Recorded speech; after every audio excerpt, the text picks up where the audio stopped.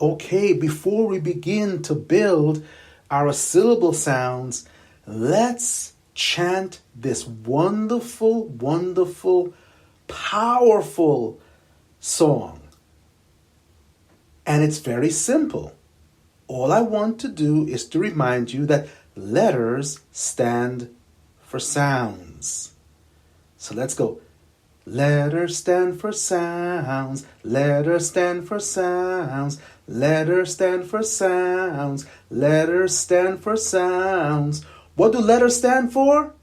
Sounds. Say it with me. Letters stand for sounds. One more time.